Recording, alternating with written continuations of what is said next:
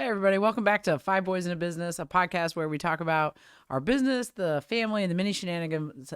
Words are hard today. It's Monday. Shenanigans involved. I'm Emily King. I'm Richie King. And we're here Monday. We're late this Monday because Richie had some obligations at home. Yeah, Trevor had some people come by. So. Yeah. Yeah. To meet with. So don't forget, you can check us out on any of the podcast channels or where you find podcasts. Mm-hmm. And don't forget to check out the merch store at asvcmerch.com. Mm-hmm. Lots of good stuff there. So, yes.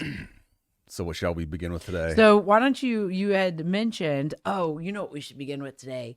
Do we begin with the report cards, Harrison, since it's a carryover story? You want to get into something else? Did you, when you brought them in and you sat down, you said something, I can't remember. And I was like, no, wait, don't say anything until the podcast starts. So what were you going to say? You sat down and you were like. I said it's embarrassing. Other than that. You said keep your laughter to a minimum. I told Harrison, keep your laughter to a minimum. It's so stupid. I was thinking about this as we came into this today, and I thought I probably was pretty much universally hated amongst the teacher class, wherever I was at. I was the Tommy boy I'm sure I wasn't disruptive. I just didn't care. Right. So they were always yelling about this, that, or the other. And unfortunately, the teachers don't have a say in terms of which students they get. So unfortunately, they got all me. Sitting around in the back going, all right, give me the list. Give me the list. Crap, he's on the list. Dang. So it is funny though, because I distinctly remember getting to college and I had to take some math classes to make up for some stuff, that the test scores, ACT scores, and going there and taking those classes and just killing it. Because I did pay attention in a lot of the classes that I had. Well, you certainly weren't capable. It's not like you weren't capable. Oh, I was definitely capable. So, Harrison, do you have a picture of those? So for all you old people out there, these will bring back some good memories or bad ones. Okay, the story we told was when I was in the 10th grade, I changed my grades 6 weeks. I think it was the second 6 weeks. Right. Because if you look at the back, my dad. You got to show them that where you signed it. No, that was 8th grade. Okay, that was 8th grade. You see the one, Harrison, the 8th grade that says, "I'm really proud of my son." And if you look below that, if you look just below, this is another throwback. If you look just below that, it says, we recommend that this student go to the 9th grade, which would have been the grade after 8th grade. But then it says the little caveat, social promotion. And what social promotion was back in the day was that you were too old to hold you back. So I had an inside angle with the teachers. Look at the signature, Harrison. Show everybody the signature, because it's such a kid signature. Let me attach your guys' the one that you forged, the signature, and it says "my son." No, I think that my dad did. I don't remember. You didn't write. Your dad didn't write that. No, below it, but he signed it. He signed it, but then you wrote. I wrote below it, being an idiot. You just. You wrote, "I'm really proud of my son," or something. He has improved greatly. That's what it was, and it's written in kid handwriting. It's I was only 13. I was younger than Johnny. Yeah. I was in the 8th grade. I was 12. When I started 8th grade, I was 12. And then I turned 13. So I was only 2 years older than Calvin. Yeah. Basically, going into the 8th grade. Okay, that's Holden math. 2 years older than Calvin. Calvin is only 9. No, but you're talking about writing. Oh, okay. I wasn't. Do you have it, Harrison? Right, you can show it. I'm gonna pull up my camera. I know the microphone's in the way, but it won't be in a sec. So let's go through these in yearly order. There's only 3 of them. This one's from 1984 to 1985. 8th grade.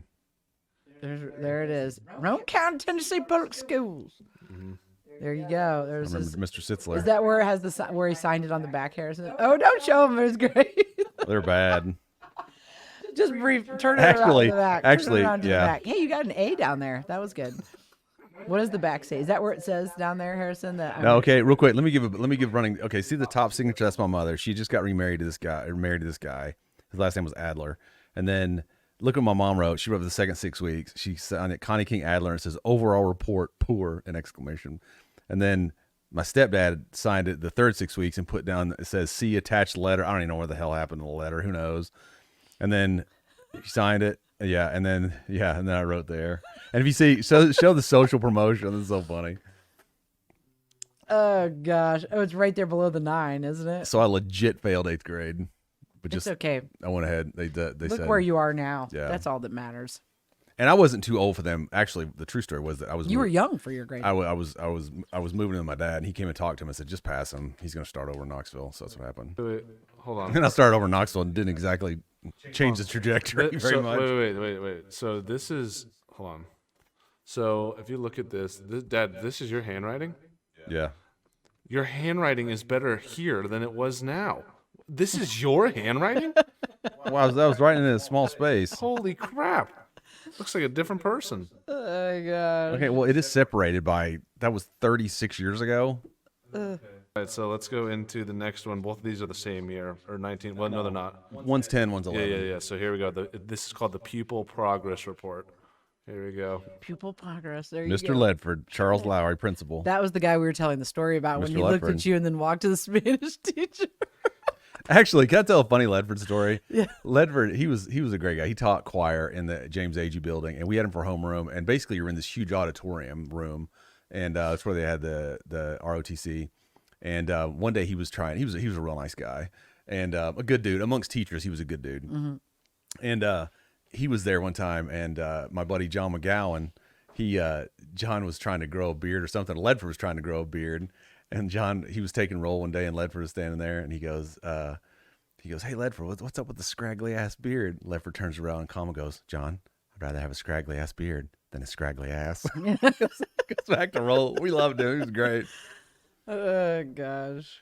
And he left after that. I don't think he was there for junior, senior year. I can't remember. I never took choir or any of that nonsense anyway. So Okay, so we're gonna go through. I just want to point out something. so back up. The story was that I had changed my grades, and then forged. I didn't forge a signature. I just changed the grades, and then if you look here, actually I did. If you look on the back of this, it's Connie S. King. My mom was in Florida, and my dad marked it off and then signed his name. if you look here, it says. Hold on, let me make sure I get this right. It says right here. If the camera can see, right there, Dad got a D in PE. Hey, real quick, I want to say something about this. If you look at that, I was looking at those grades. General business. How do you get a BB like C and then get a D for the semester? That doesn't make any sense. Well, they probably average it. Average it. Well, that's There's what no way that Dad's you get a saying, D. is that BBC. How would you get a D? Maybe you changed it the wrong direction. Whatever, like it mattered. Oh my gosh, those are hilarious. That just brings back If so you many also memories. see on the back, there are these little boxes right here, and each of them say if checked, see teacher's notes. All of them are checked. Oh, You know what's funny though? God. I was not a disciplinary problem in high school. I just made bad grades. You just didn't care. So this is the 11th grade report card, and is this the one that you changed the grades on? No, that was. If you look on the back, if you look on the very back, my dad just stops. I just stopped getting them signed, and at that point, I was like working all the time and didn't care. I am so impressed that you actually have those and kept those. Well, I kept all. I mean, I keep stuff. You know Yeah. me. I keep things. That's pretty I impressive. don't know. Have my senior one. I don't have Dad no idea. got 3 S's though for conduct. That's good. Actually, I think was that geometry. I got an A in geometry and history, Algebra. algebra. Some of my grades. Some The ones you liked, you did well in. history. This is another story. Coach Sam Roberts. What a great guy. I reached out to him months ago to see if we can get him on the podcast, but never heard back. And he taught history, and he did a great job of engaging and telling stories in front of the class about historical events. And we loved it. I mean, because most classes were like, open the book, blah, you're Right. dying over here. And but Roberts would get up and lecture, and his tests were great because there was like 20 or 30 true or false. Those were his tests. And it was great because John or DeAndre would always go up. We'd get there early in class. He'd go up and go, okay, 15, 17, 19, all false. So, and there was a girl that we knew named Betsy, and she had Mrs. Humphrey's class next door. It was like an honors class, and they hated us. They were like, how are you guys getting an A in history? Because, they were actually having to like write stuff. We were Right. taking true or false on. Zing! Oh gosh. We didn't do that on every test, but To give Dad credit on this report card actually isn't terrible. It's not. I mean, I actually began to try my junior year. because you have Chemistry I flagged. you have I a- you have- could not stand that girl. Yeah, you have a C in English, you got a C in French, and you got an F in chemistry, but everything else is A's or B's. You know, hear a funny chemistry story. The lady who was the chemistry teacher, terrible lecture, dry, awful. And we were in there one day. I think I was gone by then. I just quit going, and which is why I got an F. And but there was a guy in there named Mike. He was Michael. He's actually a general surgeon now. I can't think of his last name, but he was always smart in high school. And one day he was there, and he had asked a question or something, and she said, "Mike, would you like to come teach this?" He goes, "Sure." So he gets up there and starts going for like 10 or 15 minutes. And the kids are like, I kind of get it now. I understand what. She made him sit down. Oh I'd God. also like to point out on the back of this report card, Dad was incorrect in saying that he didn't get his guardian signatures because there's not one for the third period, the fourth period, nor the fifth period. Wait a minute, though. Was the second signature, does that say Connie King? Yeah, That's a forgery. There you go. That's it. Yeah. See the big circles for eyes dotting? Is that what that is? I can't see it. Yeah. You put circles in there for. That's a dead giveaway. No 45-year-old woman does that. Whatever. I was an idiot. That's back when you get away with it. I remember years ago, we used to go off during lunch. I'd go off campus. I mean, drive my car around for 20 minutes and come back. Oh yeah, we were when in got elementary busted one school. We day. got to go. You'd leave at lunch and go walk across, go home, eat lunch, come back. Yeah. You know. We used to leave, and yeah, it was weird. I remember one time I went in the office for something, and they said, "Can you take this girl to the hospital?" I was like, "Yeah, I guess." I was like, "All right, okay." So I took her to the hospital, and we kind of knew her. She was dating a guy that she was dating the older brother of one of my friends, and I stayed there with her. And I remember it was like an hour or whatever. And I came back, and I go, "Okay, I'm back." And the principal that told me to go starts yelling at me. He goes, "I just told you to take her." I was like, "Dude, I just was in personal taxi in high school." Oh goodness. I got stories for days, man. It was great. The one time I did get nailed, I think senior year, I took music theory and did pretty well as an elective. And the music teacher saw me driving off campus. He goes, "I saw you off campus at lunch today." I go, "Yeah." He goes, "I can get you in a lot of trouble for that. You know that, right?" I go, "Yeah." And that was it. Harrison, tell your senior the worst thing you ever did as a senior. You guys got stopped in the hallway. Remember that? Mine is not nearly as dramatic as Dad's. Mine is ridiculously stupid. Dramatic. What do you mean? Well, because Mine- then you take into account now, like, ooh, what they get in trouble for now, versus like what we would get in trouble for, like how much you had to do in order to get in trouble nowadays. Not only would I get in Here, trouble for they- not wearing belts or wearing the wrong shirt or not having a shirt tucked in. That's what I would get yelled at for. Yeah, but you know what's fun? Or I also got yelled at for my senior year. The worst thing I did was I took IB chemistry or IB biology, and then after my IB biology class was weightlifting, and those are my last two classes of the day. And in our IB chemistry or IB biology class, we were doing IB tests, and so after it's like a week of these tests. Once you're done with your test, though, you're done, and so you don't have to do anything. You just sit in the class and do nothing, right? And so I was done. My friend Max was done. My friend Kip was done. My friend Evan was done. And so we all went to another teacher's class who was not there, and she let us use her room whenever we want for anything. And we went in there and played the game Super Smash Brothers on the projector. And I ended up skipping weightlifting because I was like, it's weightlifting, who cares? And I'm going to go check what they were doing. And they were playing dodgeball. And I was like, who cares? I don't need to be there for that. And lo and behold, Mr. Kramer, who was what was his official title? Assistant principal. The assistant principal was apparently stomping around the school trying to find me. And once he found me, he just like barged into the room, and all of my friends didn't even account for me. They just like left. They just like walked out like heads turned. Like it was.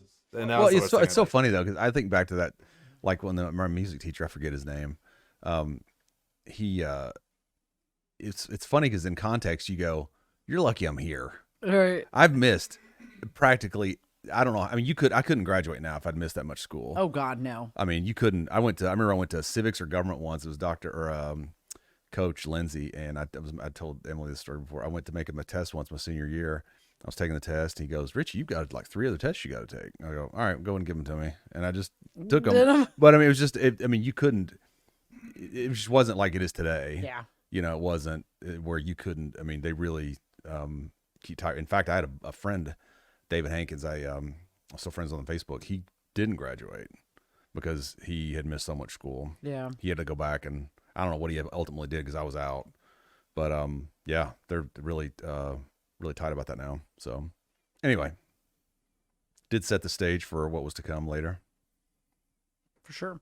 For sure. Spent all So- my so What's your Calvin story?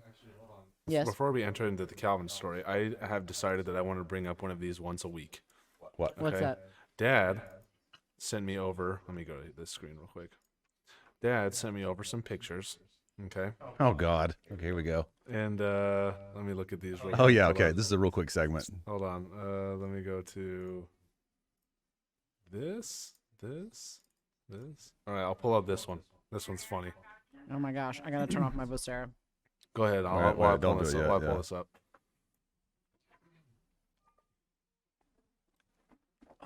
Is it on screen? Oh my gosh, that's when you said, "Look, the first selfie." Ah, that was my dad's camera in his bathroom. Like that mullet. That was sophomore year. I was 15, 14 or 15. I was a good looking kid. Harrison, if you block out all of Dad's hair and put your fingers around Dad's face, it looks like Johnny, don't you think? Kinda, yeah. That was a Varney shirt. It was one of my favorite shirts. That's what it's so funny. Back in the day, that's what we wore to school every day. It was t-shirt and jeans. T-shirt and jeans, yeah. It's always, yeah. I'll bring another picture and I'll it just reminded me of something else. Yeah, that was it. And then my dad got that and he goes, "Stop messing with my camera." It's like it matters. Shut up. Oh gosh. Stop going to my bathroom. It's like next to mine.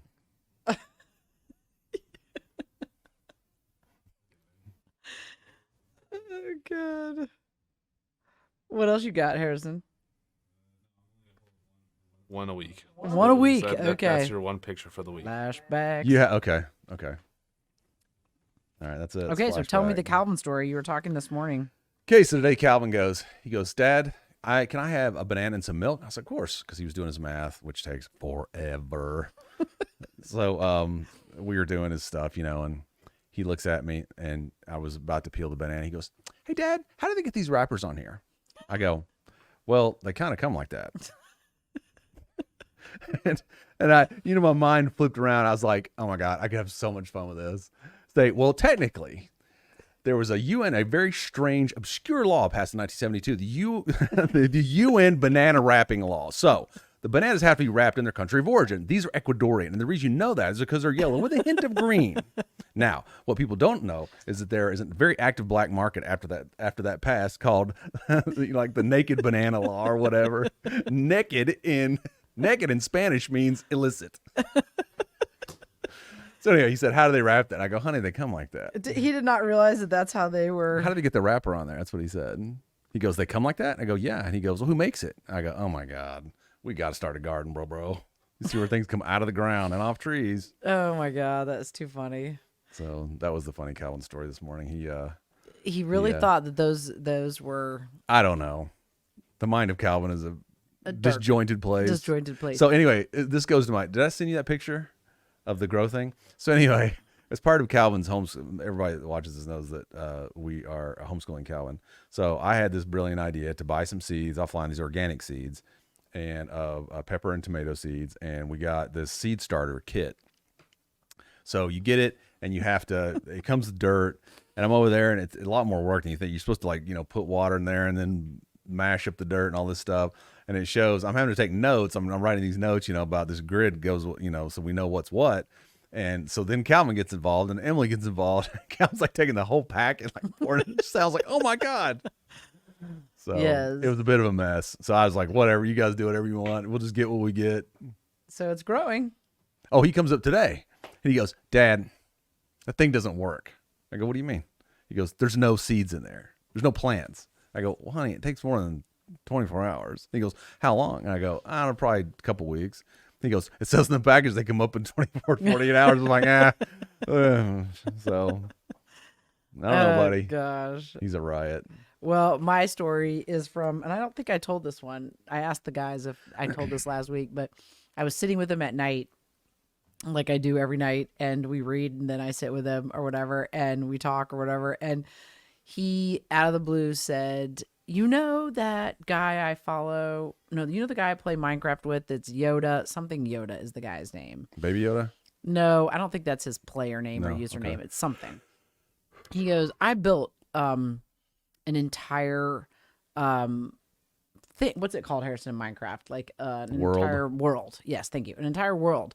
And in the world, I put the guy's name. I typed in, whatever Yoda. And so that it was in the world. You could see it. When you went to the world, it said this guy's name. And so that I would surprise him the next time we played. And he goes, do you know how long that took me? And I go, I don't know. And he goes, it took a long time. He goes, you know what the guy said to me? And I go, no, what did the guy say to you? He goes, cool. I've told you the story. He said, cool. And then he reached down onto the blanket and spelled COL. And I was like, well, that's how he spelled cool. But okay, I just went with it. And I was like, he goes, cool. That's all he said was cool. And I go, well, what did you want him to say? And he goes, well, I mean, it took a really long time. He goes, impressive. And I go, and I said, yes. I said, so welcome to your first Welcome to the world. interaction of, trying to make someone happy and then it backfires on you, or you didn't get the response that you were looking what you for. wanted, right? But it was at least hilarious. knows what He's like, impressive cool. means.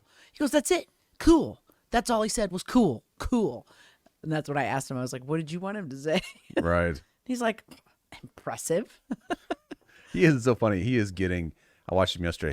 He had a soccer ball and he was like messing around, like throwing it around, and he's starting to act like less like a little boy and more Yeah. like a young man. Right. So he's he's doing great. He's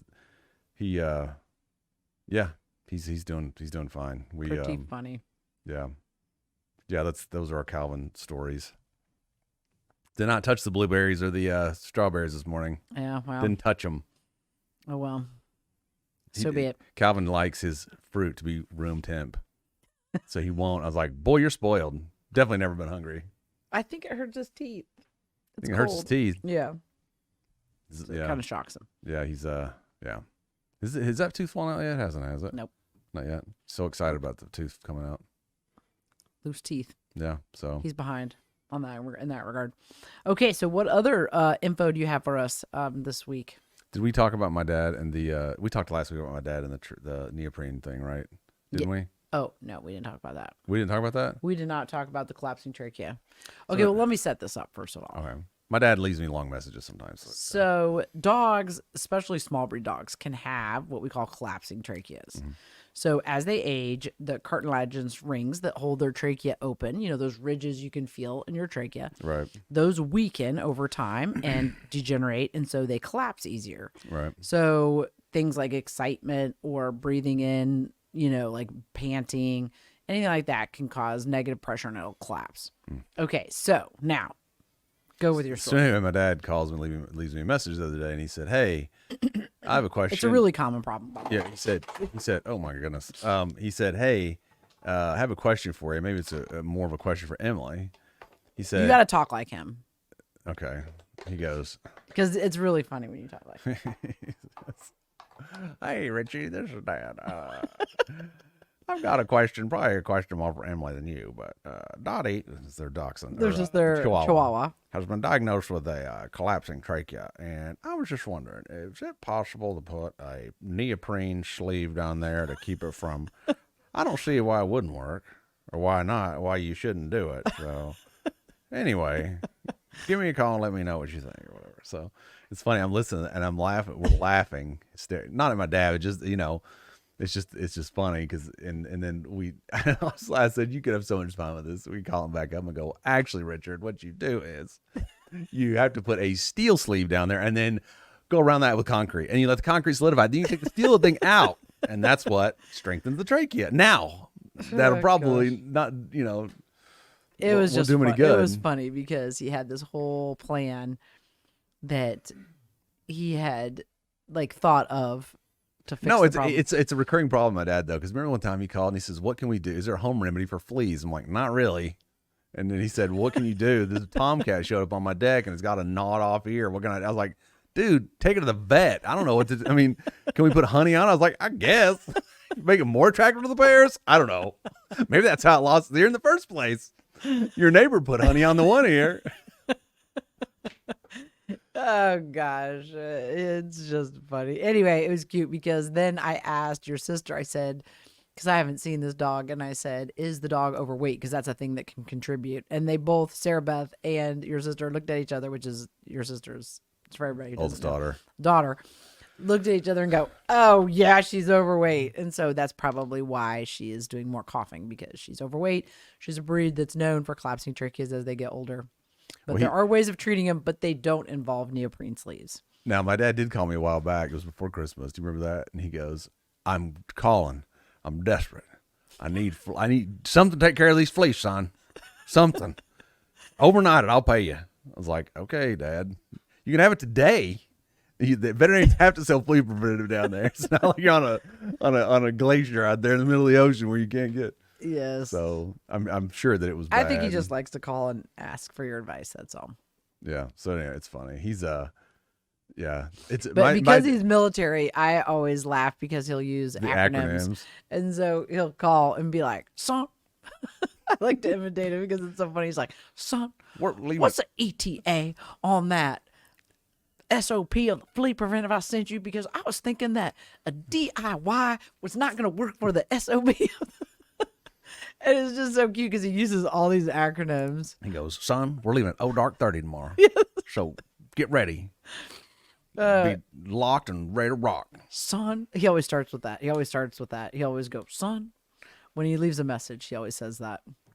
God, it's a right. I swear to "Son, stay away from those cities." my poor dad. It's like the reverse Midas touch when it comes to certain things. But sometimes the things that he touches just turn to crap. There's this hysterical story because my dad has a house on the lake. I'll go by there occasionally, when we're on the water, and you can always tell when my dad's place is because it's like nice house dock, nice house dock, nice house dock, and then like this dumpster fire of a dock. It's all the boards are missing and all this stuff. And what he did was years ago when he built his dock, and it's really expensive down there to have a dock built. I mean, you have to have people come, you have to get a permit, and you have to have them come use this pile driver and put these pylons in. What's hysterical is the actual structure of the deck. My dad didn't use treated wood. He got this hemlock cheap from some dude, untreated hemlock. And his idea was to put the untreated hemlock in and then go back there with tar or something. My brother-in-law, Levitt, who is an engineer, he said that when Richard told me his plan to coat everything with tar, he goes, "Yeah, the EPA might have a problem with that." And see that slick going across the lake. So what's happened over the subsequent 20 years is the dock is just rotted because it's and he didn't keep it up, and it's and he's older now. He can't do that stuff. Right. But it's hysterical. I mean, I don't know. Do you remember when he built that boat ramp out of wood? Yeah. And it was like 2x4s, like these tracks, and he had that yellow boat that he'd come along. It's so stupid. Anyway, he's always got some contraption. He had some boat. He was really proud of that yellow boat. You remember years ago, and this is probably 20 years ago, and he had that yellow boat. It was this little runabout, and you could always see him a mile away on the lake because it was this bright yellow boat. He's always got some pontoon or something in various stages of disrepair. We always laugh because you feel like as an East Tennessean thing, like where you keep stuff thinking that you're going to work on it. I know, yeah. And then one of these days, and I have money. It's like, and so you see everybody, they'll have a car or a boat or a jet ski or something up on their yard or wherever. And I had asked you one time, I was like, "Why is it that everybody just keeps that?" And you're like, "I don't know why they do that." That's but common, it's an though. East Tennessean thing. Well, I told you, my grandfather, or my uncle, I was a little kid, maybe 4 or 5 years old.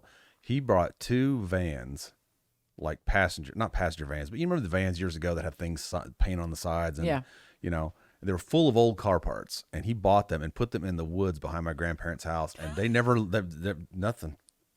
Sat there the whole decades. Time. Isn't that interesting? And they just I think when I was asking, I was like, "Why not?" We were going to the dump stuff off, and I was like, "Why don't why not just throw it away? Like, why are they keeping it? Why not just throw it away?" I think part of it has to do with there's such a decentralized nature to the communities down there. Yeah. I mean, you could have nice house, trailer, nice house. Right. So I mean, there's and then like you were talking about like the trash pickup and stuff. Like you have to go to the dump. You have to. But I mean, if you go like a nice neighborhood in Roane County, you don't see that. Yeah. I mean, it doesn't. It's only the places. I don't know. I don't know why people more rural. Yeah. Why people will do it and then never actually get rid of stuff. There's a funny, actually, this reminds me of a funny dad story that involved Harrison. When he was a senior, we went down. Before you start the story, hold on one second.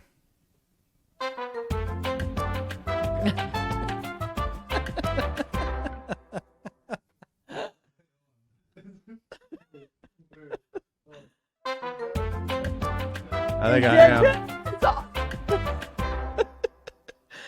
Okay, yes, go for it. Okay, so I took the boys down, Harrison and a bunch of his friends down for senior trip in 2015 to Tennessee. And part of what we did was we didn't have a boat or anything, actually the RV. So we drove over to my dad's house, and they took canoes over, right? They took my dad had like these collection of canoes or whatever, and there was one canoe he had gone on the painted the bottom with tar. Remember that? But it still leaked. So we're sitting there, and I'm distracting my dad because my dad, he's like, I don't want them going out, whatever. And I was like, and I told the boys, I was like, I'll go in and talk to my dad. Just go, So they put it in the water, and they had to stick a stick in this hole, or else it was gonna. And they were going like across the lake. Yeah, they were going to the rope swing. Yeah, weren't they? I mean, it was ways away. Yeah. And so I went in there and was talking to my dad or whatever, and then finally he goes, "Man, they've been gone an awful long time. I thought they were just going over here." I go, "I don't know, Dad. I don't know where they're at." So Funny enough, not only did that canoe like kind of leak, but by the time we were done with the rope swing, we were kind of still going at it, but we were about to leave. There's a deadly storm right behind us, so we're canoeing across the lake, and there's thunder and lightning behind us. Oh, well, that's nothing like when we went to the rope swing. You weren't with us, but when I took Holden and his buddies across. I mean, there was a torrential. Calvin's like Downpour. huddled behind the dashboard. Yeah. It was just terrible. I mean, it wasn't like lightning or anything, but those storms come up quick. But yeah, I remember that because you could hear the thunder. I was like, I hope they get out of there. I mean, coming across in a canoe. But yeah, that was a funny story, and I'm sure my dad. It's like this running joke now because my dad lives on a cul-de-sac, but he never built a driveway for his house, so he got to use the cul-de-sac as the driveway. And my sister's like, I bet the neighbors hate him. They're like, look at the value of my house. It's going down by the minute. Oh, God. We got to figure out a way to get Richard out of here. We really do need to figure out a way to get Tiffany on the podcast. So That's hysterical, man. We were talking about, yeah. I was like, there's so many stories growing up, that are just hysterical. My dad, okay, this is a window into growing up around my dad. My grandfather gave my dad some money to go buy my sister a car. Now, one would think that when you were given money like that, it'd be a search for quality. Because hey, who wants to go rescue a kid on the side of the road somewhere? right. So my dad, instead of buying a Toyota or Nissan or something like that has a track record for quality and not breaking down, he bought like a 1976 MGB, the worst car ever. I mean, that car then was less than 10 years old, and it would stop all the time, and it was. But that's the car my dad thought was cool. So for him, Wasn't that the story where Tiffany, you got out of the car and walked to school, and Tiffany was like, "Hey," and the car wouldn't start? So They're I like, was "Is that your I was a sister?" freshman in high school, and we get to this crossroad. Now they've got a stop sign there. I don't know if they used to have that, but anyway, we get, and it would just die all the time. It wouldn't start. Right. So it had an electrical problem. So we go up, and it was a straight shift. So if you weren't careful, you could kill the engine. Right. And so we get up to this thing, and I remember I had on a University of Tennessee orange hoodie and matching sweatpants, and like a military jacket. On my dad's military jacket. We were on our way to school. And I was a freshman, she was a senior. So we get to the stop sign, and the car just dies. And I see these school buses, I'm sure headed for West, which is like, and I get out of the car and just start walking. She goes, "What are you doing? Help me push the car off the road." So we did that all the time. And I remember my dad used to get so mad. He would show up and he'd pull some cable out of the car and go, "This is your problem." He didn't know what he was doing. The whole problem with the car was it was a piece of junk. Right. And my sister finally goes and trades it in for a 87 Nissan Sentra. And we had parked at the top of the hill. We lived on this hill, and we were driving it to the dealership to pick up the car. She was. And we go get in the car, and we had to push it off this hill, pop the clutch to get it to start. So we finally, it didn't die until we got to the car dealership, pulled it in the parking lot, and just turned that was it, So she goes and signs the paperwork and tosses the keys, whatever. So they go out there and try and move it.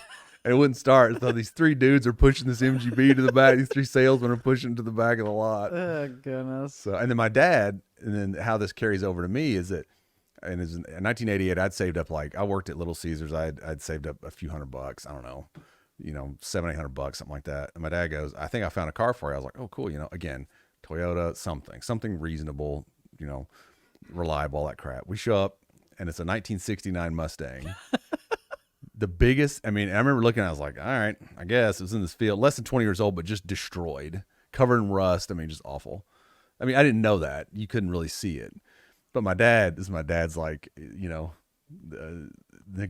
hardcore negotiating skills. I remember he's sitting there and he goes, what's the lowest price you'll take? And the guy goes, $13.50. He goes, all right, I think I can do that. So I borrowed a little bit. I think my dad, he paid me. I borrowed $600 or something so we get this thing. And it was horrible. This thing was just a piece of crap. I was driving down the road one day right after I got it, and I was like, God, dog, where are these fumes coming from? Ugh. And then what happened was the trunk had rusted out. So all these fumes are coming back into the trunk. And I had to get a rag and stuff it down in there. These towels and stuff. Oh God. And then that's hilarious. Yeah, and that happened. And then the other funny story was that of course I really got into Mustangs. I'd read magazines and stuff. But this stupid notion that I was going to somehow restore the car one day, and which I never did. But that was the only year that back up just real quick, 30 seconds. Ford designed the Mustang to be an economical car, which meant they had to cut a lot of corners. Right. And that was back way before quality control like we know it today, or even in the 80s. It didn't exist. They basically designed these cars so you had to get rid of it in 3 years or whatever. Right. So that was the only year where they took your windows right on these tracks. And it's like it scissors up and down. And that was the only year that, of course, 1969, the year that was my car, where they basically used glue and fabric to put in there, hold the windows in. So one day I was putting the window down and it just fell. It was like, current. I was like, what? So I had to constantly take the door panel off to put it up there. And I remember one time, it was the passenger side door that was bad. They were both bad, but that one was bad. And I had it shut.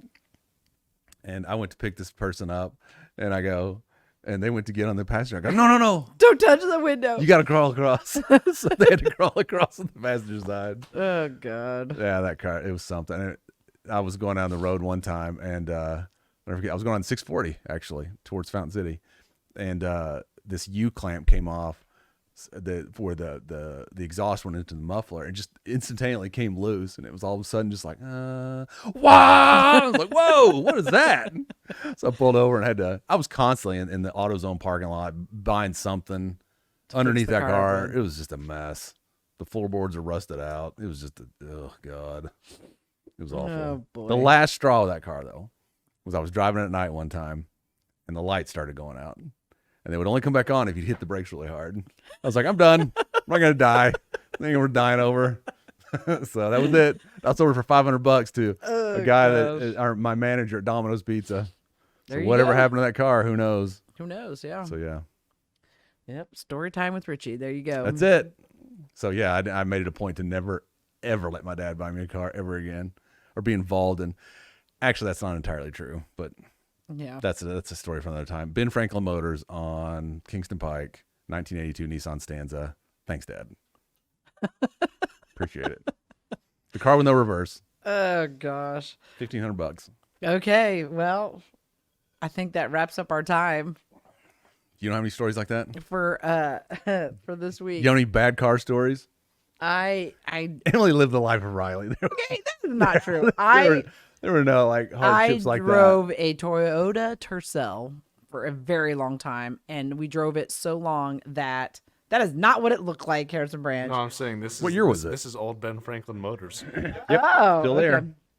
Okay. It was the Toyota Tercel. It was made out of plastic. The inside was basically this rubber plastic. What year was it? I don't know.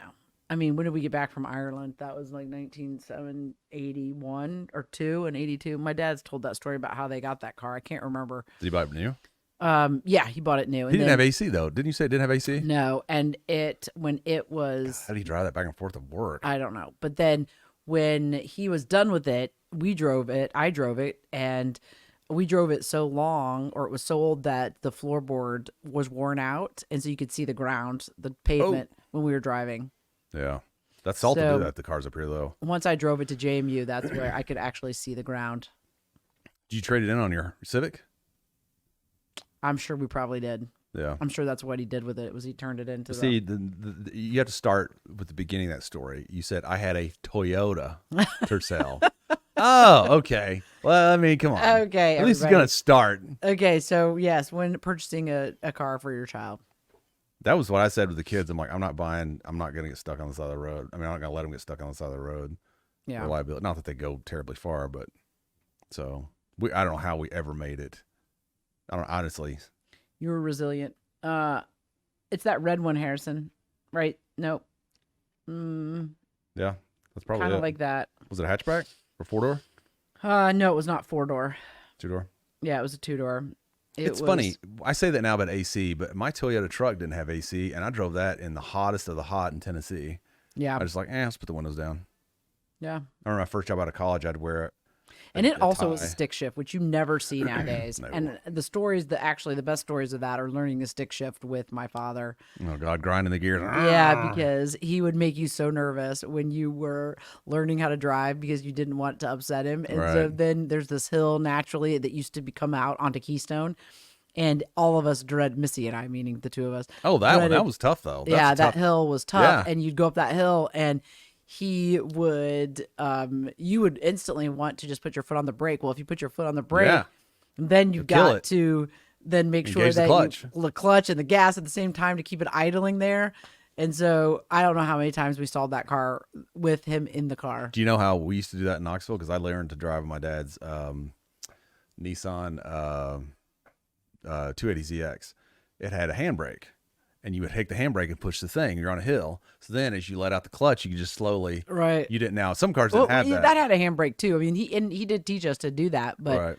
I mean, You it could, was in just- theory, if you take your right foot and have it on the brake and hit the gas, you can technically, if your foot's big enough. That's what you do. You just sit there and idle. Yeah. Or you can sit there and just go. Right, Yeah. exactly. But I'm sure we drove him bananas because I'm sure it was very nerve wracking for him. So, but it was a great exercise in pressure and adversity, and so Do you know the first time I learned to drive? I was staying with my grandfather in 1985 in Nashville, Brentwood, and we'd go to dinner every night at the Bellamy Buffet. And we were coming back one night, and we pulled on. He lived on it was a cul-de-sac, but a long road, a couple miles probably, and back in the country. And we were driving, and he goes, "How old are you?" So I'm 13. He goes, "You're old enough to learn how to drive." So we pull in the neighborhood. He pulls over and goes, "Get in." I was like, "All right." It's Cadillac, and we were driving, and I was like, "This is cool." And I hit the gas. He goes, "Go easy on the gas now." He goes, "Can you not see over the front of that hood?" So I'm 13, probably not, but you said I'm old enough. all right, everybody, we're gonna wrap it up there. We've got a true. little long today. So don't forget, you can check us out most Mondays, somewhere before lunch usually. And don't forget to check us out on any of the podcast channels. Yep. And don't forget to check out the merch store, asfeastermerch.com. So I'm Emily King. I'm Richie King. We have Harrison King back there behind the board. And we'll see you next time on Five Boys in a Business. We're out.